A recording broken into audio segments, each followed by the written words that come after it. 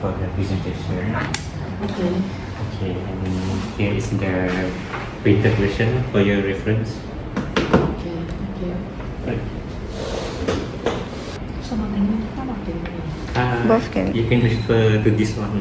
Okay. Hello, good morning. Morning. My name is Muhammad Aiman and I am master student of Occupational Safety and Health from UNIMAS. Okay. And so here with me is the manager of the Tujuh Galaxy. So can you introduce yourself? Okay, my name is Joyce. Then I'm the sales and marketing manager for Tujuh Galaxy. I've been operate here since it's about 5 years already. See, thank you. Okay, let's start. The practice of occupational safety and health is very crucial in the workplace. It is generally known to protect the employees in the workplace from injuries or accident. So today I will be presenting to you the legal register that can be applied to this company. So the first one is the legal register that is based on the OSH Act 1994 and the OSH Amendment Act 2022. So the first entry will be the section 15, which is the general duties of employees. It shall be the duty of everyone to ensure so far as is practicable the safety, health and welfare at work of all his employees, without prejudice to the general duty of subsection 1. The method to which the duty extends include, in the particular, the provision and maintenance of plan and system of work that are so far is practicable, safe and without risk to health, the making of arrangement for ensuring so far as is practicable, safety and absence of risk to health in connection with the use or operation handling, storage and transport of plant and substances, the provision of such information, instruction, training and supervision as is necessary to ensure so far as is practicable the safety and health at work of his employees, so far as is practicable as regards any place of work under the control of the employer, the maintenance of it in a condition that is safe and without risk to health, and the provision and maintenance of the means of access to and egress from it that are safe and without such risk, the provision and maintenance of a working environment for his employee that is, so far as practicable, safe,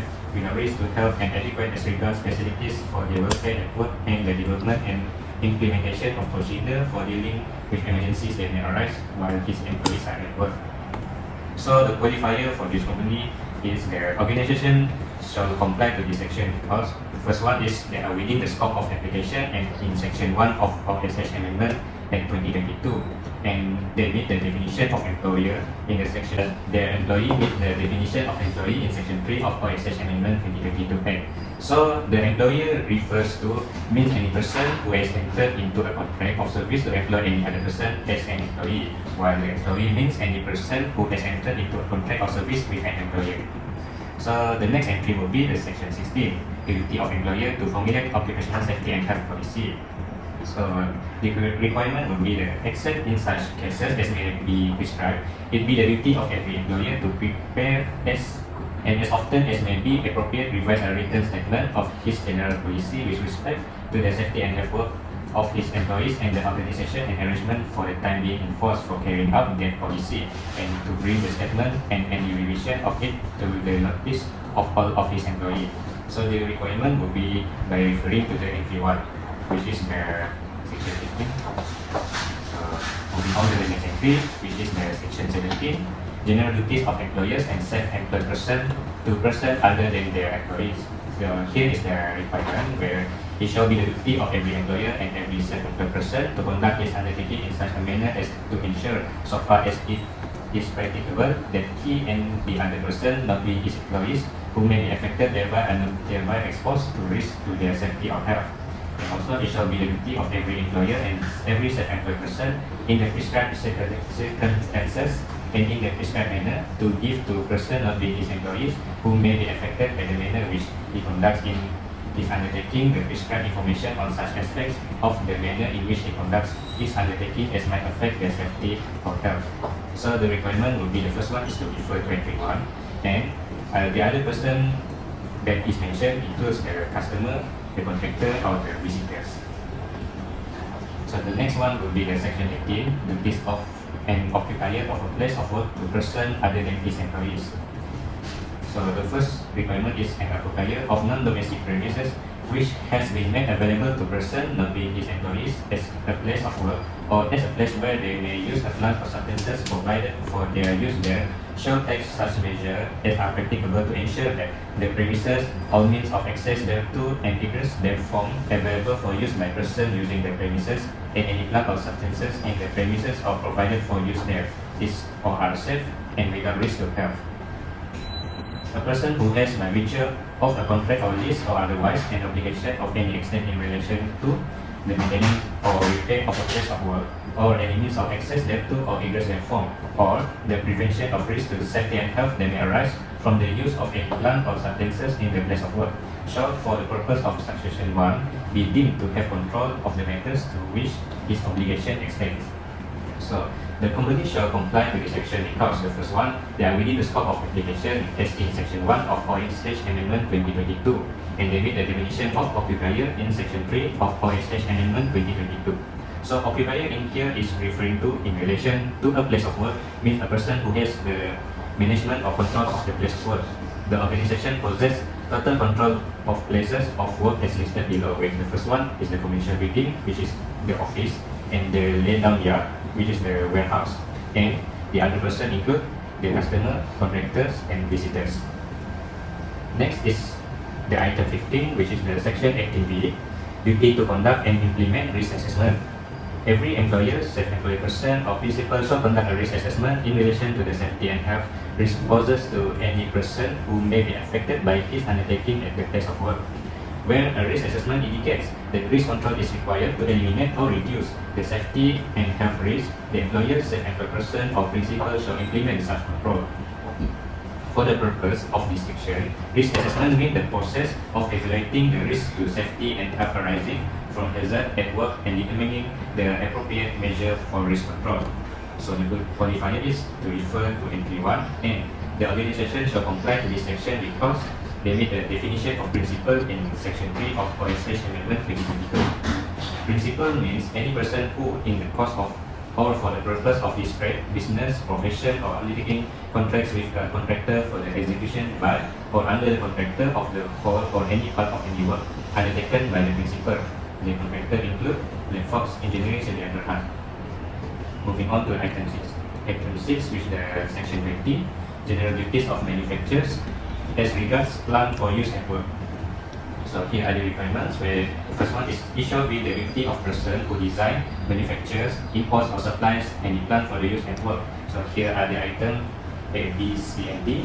And the next one is it shall be the duty of a person who undertakes the design or manufacture of any plant for use at work to carry out or arrange for the carrying out of any necessary research with a view to the discovery and so far as is practicable, the elimination of minimization of any risk to safety or health to which the design of plant may give rise.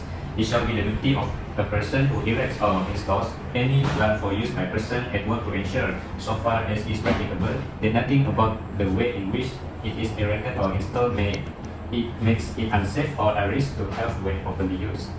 So the company shall comply to this section because they are the supplier of scaffolding which used for work at the construction site. Item 7, which is the section 24, general duties of employees. It shall be the duties of every employee while at work to take a reasonable care for the safety and health of himself and other person who may be affected by his acts or omission at work, to cooperate with his employer or any person in the discharge of any duty or requirement imposed on the employer or that other person by this act or any regulation made thereunder, to wear or use at all times any protective equipment or clothing provided by the employer for the purpose of preventing risk to his safety and health, and to comply with any instruction or measure on occupational safety and health instituted by his employer or any other person by or under this act or any regulation made thereunder.